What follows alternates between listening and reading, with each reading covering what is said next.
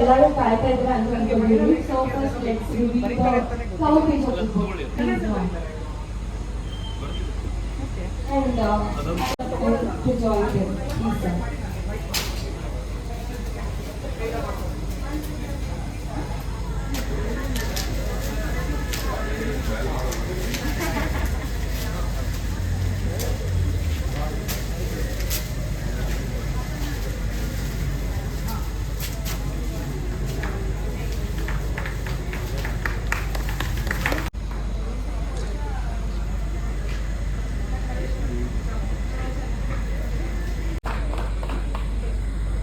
ನಾವೇ ಅಲ್ಲದೆ ಯಾರು ಉತ್ತರ ಕೊಡ್ತಾರೆ ಅನ್ನೋ ಒಂದೇ ಒಂದು ಪ್ರಯತ್ನ. ಹಾಯ್ ಬ್ಯಾಂಗ್ಳೂರಲ್ಲಿ ವರ್ಷಾನುಗಟ್ಲೆಯಿಂದ ಈ ಥರದನ್ನ ಇಂಥ ಹುಡುಕುಗಳನ್ನು ನಾವು ಹೆಕ್ಕಿ ತೆಗೆದು ಅದನ್ನ ಜನರ ಮುಂದೆ ಇಡ್ತಾನೆ ಬಂದಿದ್ದೀವಿ.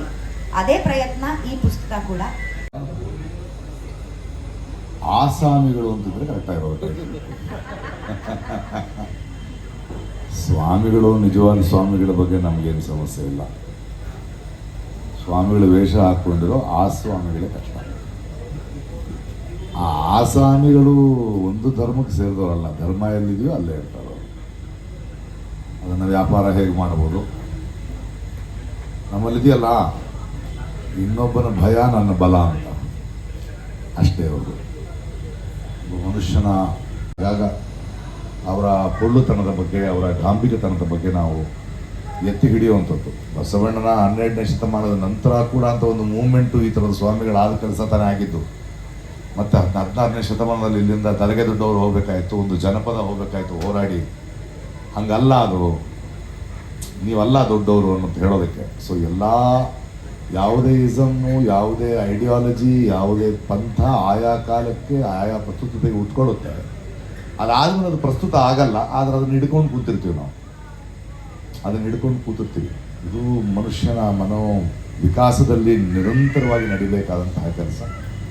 ಅಂತಹ ಕೆಲಸಗಳ ಮಧ್ಯೆ ಈ ಥರದ ಪುಸ್ತಕಗಳು ಮರೆತು ಹೋಗಿರುತ್ತೆ. ಮತ್ತೆ ಮತ್ತೆ ನೆನಪು ಮಾಡೋದು, ಅದನ್ನು ಓದುಗರ ಮುಂದೆ ಇಡೋದು, ಆ ಮೂಲಕ ಈ ವ್ಯಕ್ತಿಗಳಿಗೆ ಕಣ್ಣು ಕಾಣದೇ ಇದ್ದರು ಈ ಕಳ್ಳರಂತೂ ಸಿಗಾಕೊಂಡಿದ್ದಾರೆ. ಇವತ್ತು ನಾಳೆಯ ಕಳ್ಳರನ್ನು ನಾವು ನೋಡೋ ಒಂದು ಸಾಧ್ಯತೆ, ಒಂದು ಗ್ರಹಿಕೆ ಬೆಳೀಲಿ. ಆ್ಯಂಡ್ ಮಗಳು ಅಪ್ಪನ ಅದೇ ಎನರ್ಜಿ ಇಟ್ಕೊಂಡು ಹೊರಟಿದ್ದಾಳೆ. ಒಳ್ಳೇದಾಗಲಿ. ನಮಗೆ ದಿಢೀರಂತ ಒಂದು ಪರ್ಫಾರ್ಮೆನ್ಸ್ ಇತ್ತು. ನೀವು ಪುಸ್ತಕದ ಬಗ್ಗೆ ಮಾತಾಡು ಅಂದರು. ಇದ್ರ ಬಗ್ಗೆ ಎಲ್ಲರೂ ಮಾತಾಡ್ಬೋದು ಅಲ್ವೇ?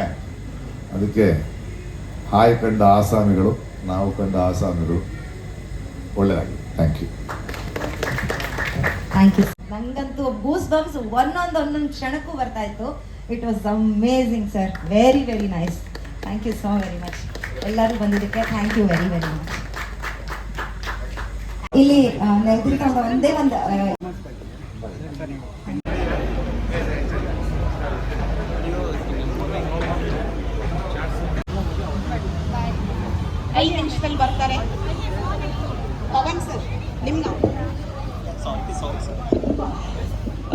Hi, and thank you all for being present here. It's a good crowd.